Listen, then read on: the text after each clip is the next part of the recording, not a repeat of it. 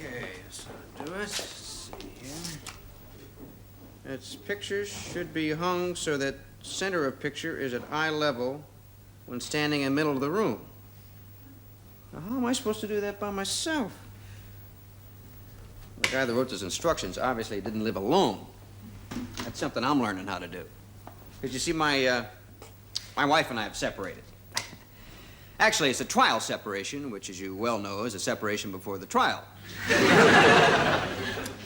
Just a little something that happens to two people once in a while. I don't know. It's, I'm kind of, reluctant to tell people that I'm separated. Not that I'm ashamed of it. It's just that everybody's got advice. And it's always different. Some guys say, what, are you separated? Oh, God, get a lawyer. Please, don't fool around. Get a lawyer. No, don't get a lawyer. Lawyers only complicate things. Work it out between yourselves. Then you got the real bitter guys. Hire a hitman. What I should have done. She nailed my ass to the wall. It's really difficult to pinpoint the reasons for a separation. I don't know. So many differences between men and women. Sounds. I always felt there was a great deal of difference between sounds that men and women make. I never hear a woman make the same sounds that a man does first thing in the morning in the bathroom. Never. I've been in the Navy. I've been in changing rooms. I know what men sound like. I never heard my wife make those noises. Women are always so dainty. My wife would be in the bathroom. I hear like the water running. And the medicine chest open. And a little spray sound. Dainty little things. I never heard her go through what men go through when they get in there.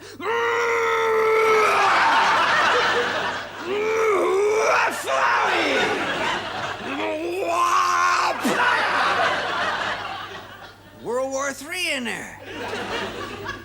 Men even sneeze different. You know, when a man sneezes, he sneezes. And you'd think it was very religious with all the language you heard afterwards. You know? Ah, phew, goddamn. You hear everybody in a 10-foot radius. Holy God.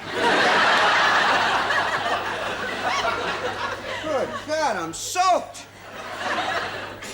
Women don't sneeze like that. Women sneeze.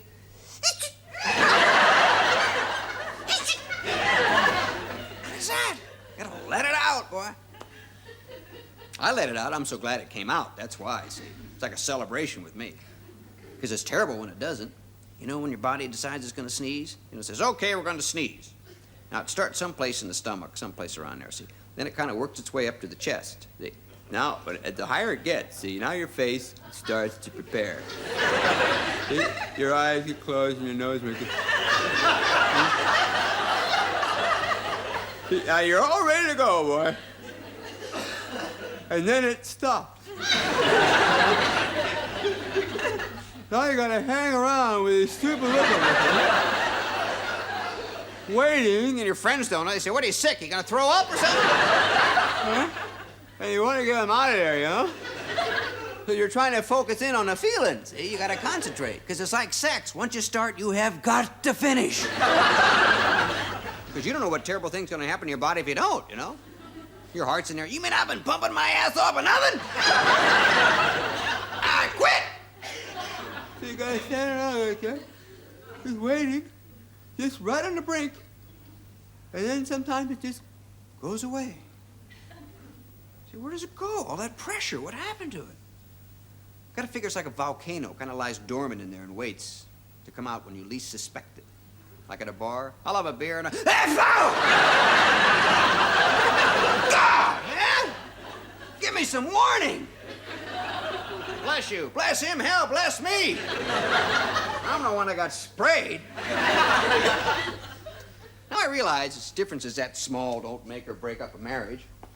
It's just when you get a whole bunch of them, see? Ah, that's when the trouble begins. And while making up used to be the best part of an argument, now it's the worst. Suzanne. Suzanne, are you in there? Suzanne, look, I just wanted to say...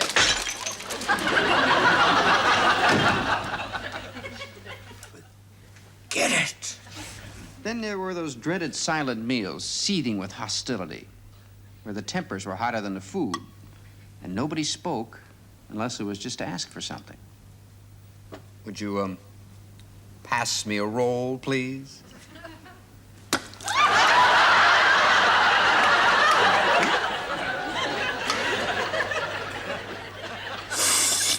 It's hard to say which was worse, those silent suppers at home or that special night out that turned into open warfare.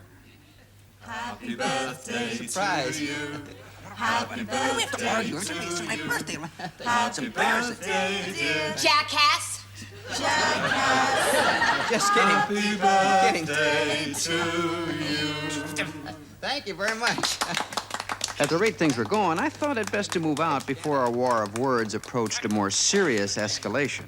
Suzanne, please! Please, I gotta go to the bathroom!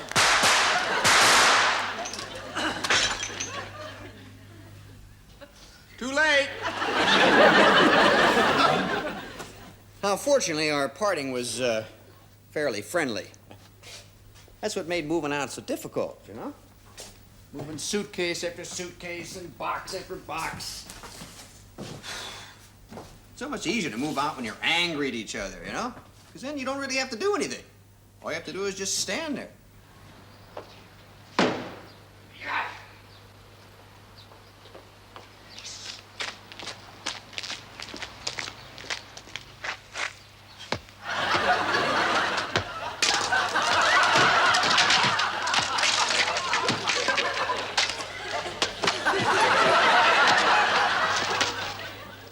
So our marriage deteriorated for all the usual reasons, a lack of communication, growing apart, attempted murder, or the normal things that everybody goes through. The trouble with arguing is that it starts to chip away at the physical side of the relationship, you know, and the attraction rapidly fades into indifference. And where she once saw her great white hunter, now she sees a great hairy ape.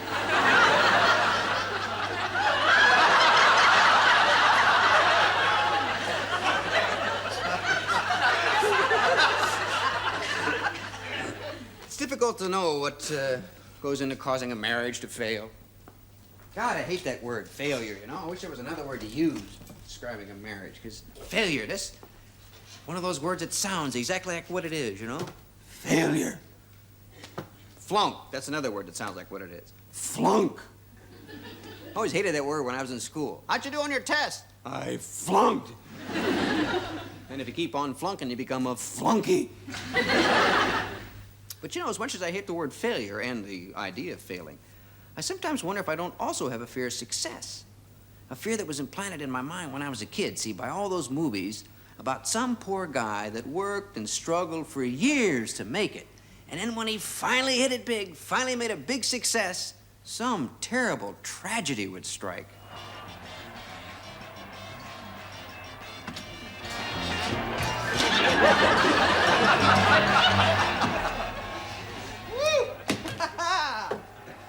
Oh, boy. Woo! Bones! Listen to that! It's fantastic, Ralph. I can't believe it. Oh, listen to that crowd, huh? They're going crazy out there. They love your Bones. Oh, I finally made it, Ralph. I'm a hit. Yeah? After all these years, me, Bones Berman, I finally proved him wrong. Right! You're the first man in the history of show business to ever play all the national anthems in the world on 2 trombones. Boy, I'm proud of you, Bones. You're a great success. You're on your way now. Oh, yeah. Broadway. Your name and lights. The world at your feet. By the way, your doctor called. What'd he say? You got 3 months to live. What? I got what? Don't worry. Nothing can stop you now. You're a hit. Yeah, you're right. Hey, where's Daphne? I want to share this night with my wife. Ex-wife. Ex what? She just went off with Sandini, the one-armed juggler. She what? Don't worry. Who needs a wife when you got all this? Yeah, you're right. I got my work. I got those wonderful people out there. I got my investments. You had your investment. The stock market just crashed. What? Ralph, I'm broke. I got 3 months to live. My wife ran off with a one-armed juggler. And now I'm broke. It's all over, Ralph. What do you mean it's all over, Bone? It's just beginning. Hollywood called. Who? Hollywood. Moving pictures. You think you're a success now? Tomorrow, they'll all be doing this. So long, Bones!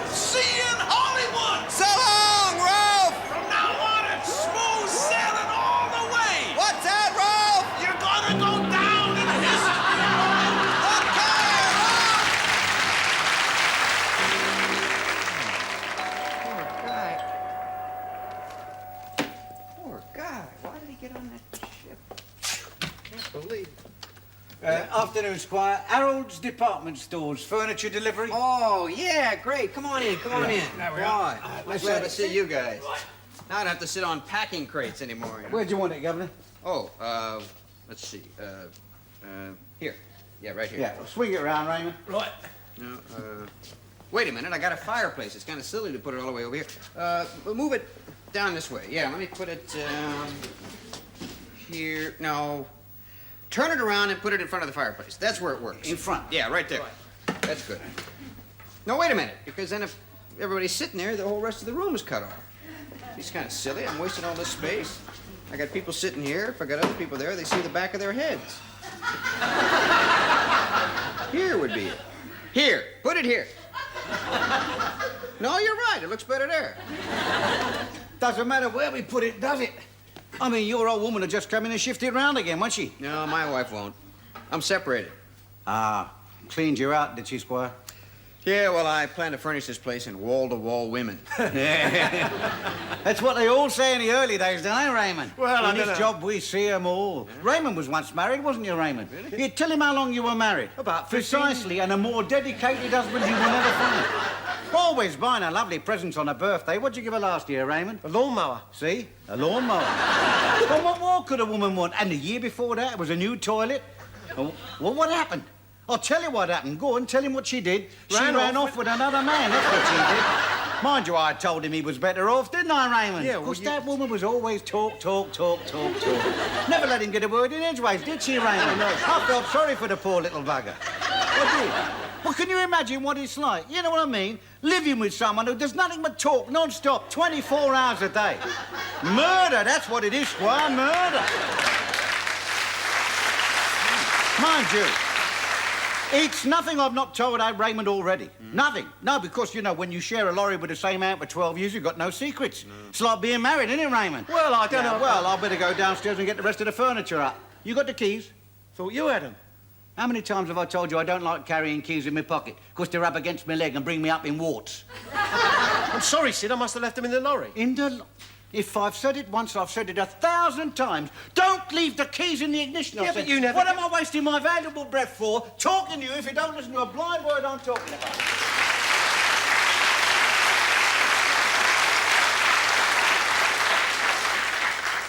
That's really interesting. You know, that's another thing that married couples discover when they're separated. They find out what other people really thought of their partners, you know? I guess it's the same as anything. It's like when you change your appearance, you finally find out what people thought of the old you. You know, like if you lose a whole bunch of weight and run into somebody on the street, they say, "Hey, man, good to see you. Boy, you look great. You look really good." Not that you didn't look good before. I mean, you looked good before, but you were a pig. I didn't want to say nothing, but you were a pig. Same thing as being married, you know? I mean, if my experience in the past couple of weeks has been anything to go by, I know when Suzanne goes to the butchers or the hairdressers or sees an old friend of hers, boy, I shudder to think what she's hearing about me. Hello, Mrs. M. How are you today? Good, good. How's the old man? Still putting ketchup on his joint? Still, lovely fella. Always had a soft spot for him. Hello, Mrs. Monteith. Oh, I was sorry to hear the news. Oh, what news is that, Peddle? She split up from that Kelly Monteith. Haven't you, love? I never knew that. Oh, I am sorry. Mind you, always thought he was a bit strange. Well, I mean, these showbiz types usually are, aren't they? And as for his jokes, I found funnier things in my sausages.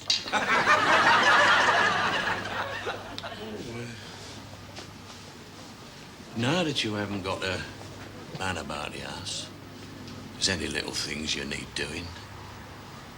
You know, anything you're not getting. Leo! Hurry up! You're falling behind with the orders. Come in, Peddle. Vis-a-vis what we was just talking about. I'd always get away in the afternoons. All you got to do is ring me up and tell me what you want. Just reminding Mrs. M of our motto, dear. We deliver.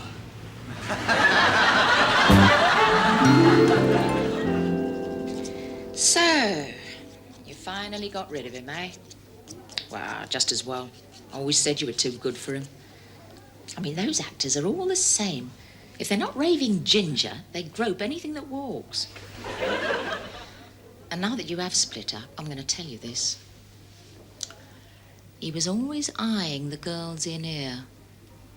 I mean, if any one of us dropped something when he was around, we never dared bend over to pick it up. Well, except for Kathy, of course. She dropped her brush for anybody. Yeah. Now that you've got your freedom, why don't we go out one night, pick up a couple of fellas? Something really tasty. A couple of 19-year-olds. There's some very pretty ones about. And they never get tired. Know what I mean?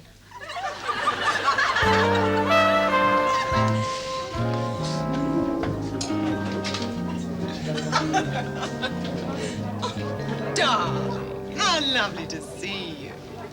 I can't tell you how nice it is to see you back among the lilies. Well, you look absolutely stunning. Separation obviously suits you. And if you've any doubt that you've done the right thing, just take a look around you. All this gorgeous beef. And you ended up with a comedian. I could never work out how you came to marry a man shorter than you. To be frank, I could never picture you doing it. Well, not without laughing. That's all blood under the bridge, isn't it? Now, let's talk about the future. I have one word of advice for you, darling, and that word is money. Now, don't tell me that's mean. It's practical. You're better off without him, darling. And with the right lawyer, you could be many £1,000s better off without him. Get my drift? Here's to alimony. Long may they pay it. You see, it's the one thing in life, darling, that lets a woman have her cake. And more cake. And more cake. And eat it too. Lucky that lorry wasn't nicked in this neighbourhood. I tell you, bring it in, Raymond. Put it down there. There's a good boy. That's about the lot, Squire. Will you sign it there? Okay, thank you very much, huh?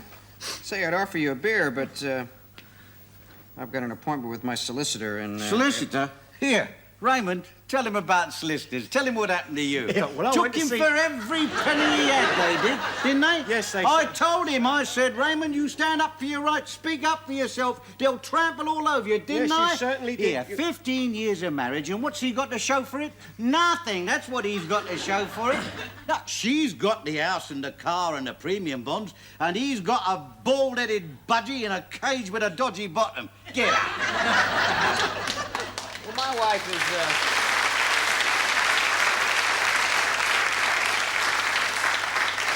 My wife's nothing like that. I mean, that's not gonna happen to me, you know? 5,000 pounds! 5,000 pounds!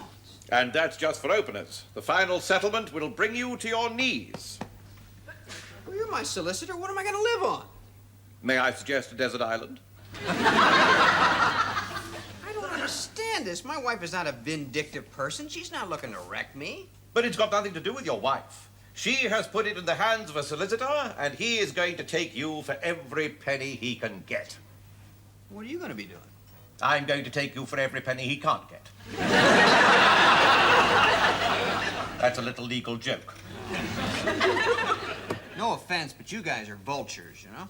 Sharks, actually. What? Well, vultures at least leave the bones. When we are finished, nothing. You know, there's something I never could figure out about you lawyers. I mean, one minute you're all in the bar having drinks together, big pals, and the next minute you're just screaming at each other in court.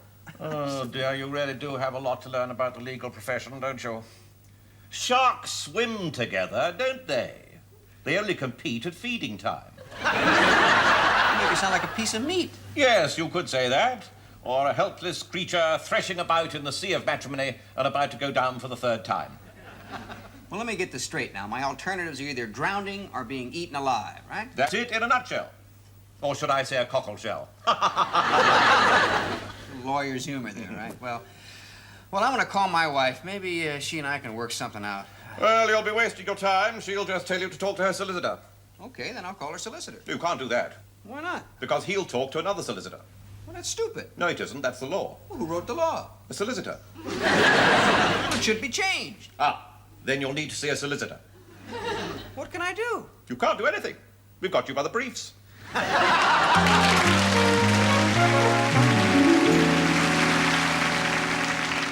He's got me by the briefs, all right. Or somewhere in that locality, anyway. Well, that was my first jolt to the reality of divorce. And the other reality I've discovered is that I'm not the only one going through all this hassle. There are thousands of us. So what it boils down to is this. My wife is getting my money, my lawyer's getting my money, and her lawyer's getting my money. I'll tell you, Jeff, I feel like a bolt at a do-it-yourself exhibition. Everybody's trying to screw me. Yeah, me too. Still, it's nice to be able to have dinner with somebody and talk about it. I'll tell you, it's just nice to have dinner with somebody without arguing. Boy, aren't you gonna have that last piece of pizza? No, you have it. No, I don't want it. I'd rather you have it. Well, I'd rather you have it. Well, then why were you eyeing it?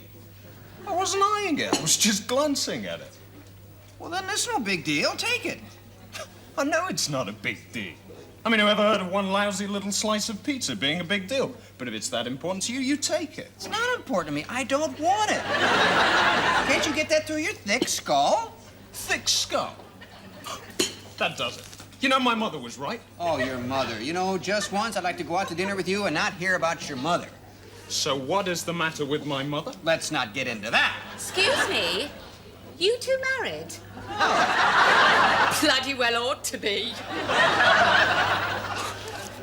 Boy, she was right. It was just like being married again. Yeah. You know, I even found myself thinking, well, another night with no nookie. Speaking of which, are you getting any? Well, you know. In other words, none. Well, no, wait a minute. Absolutely none or occasionally none? Oh, occasionally none. Absolutely. And you? I have met this woman who is sensational. Yeah? Blows the wax right out of your ears. I never had that done before. That is it. She has got the biggest. Thank you. Yeah, I'm seeing her Saturday night. Yeah? Why don't I ask her if she's got a friend for you?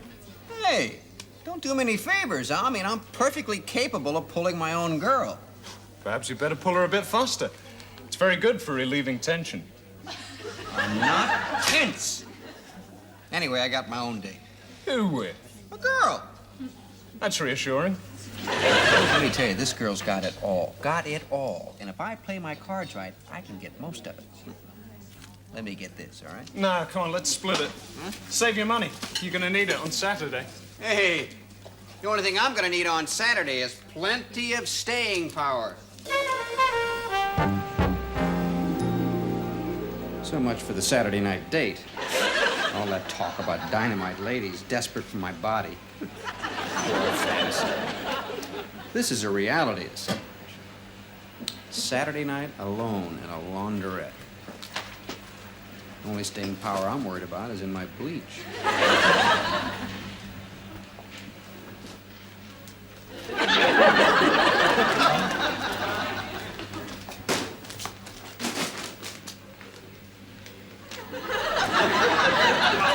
Well, hello there. Hello. Oh, Kelly. Hi. I didn't expect to see you here. Well, I certainly didn't expect to see you here. I thought you'd be writhing around someplace on a waterbed, getting your ears blown. Yeah, well, she was called away on business. Oh, yeah? Yes, she's an Olympic skier.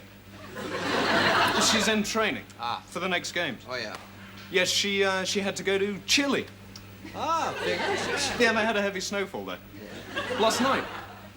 You lying toad. You never did meet anybody. You're doing the same as I am. Saturday night and you're washing your date. Yeah, you're right.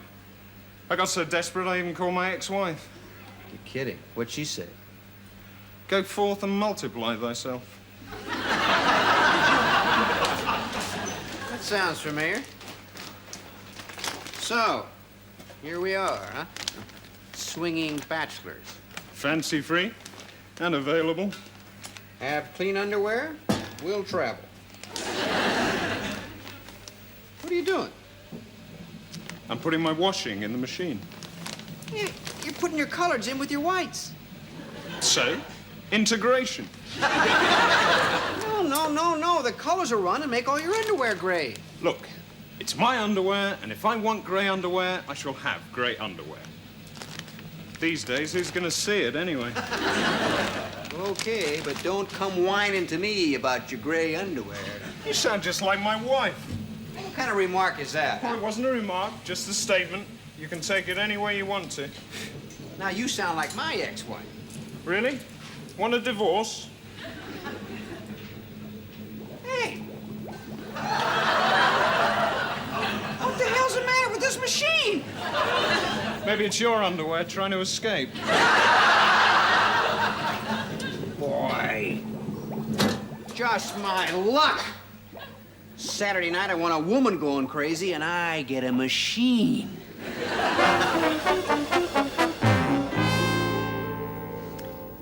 Must be something crazy about those laundrette machines, because every time I go there, I always lose one sock. I always come home with one odd sock. I gotta figure the machine must eat it. Some kind of sacrifice. Because I never find it there. There's always a couple of odd socks around, but they're the kind nobody ever wears. One great big Argyle sock and one little bitty sock. Boy, what a way to spend Saturday night, huh? Balling your socks. Oh, well. It's my first Saturday night in my new place, starting my new life. I'm alone, but that's all right. Nothing wrong with that. The trick is not to dwell on the fact that you're alone. Alone.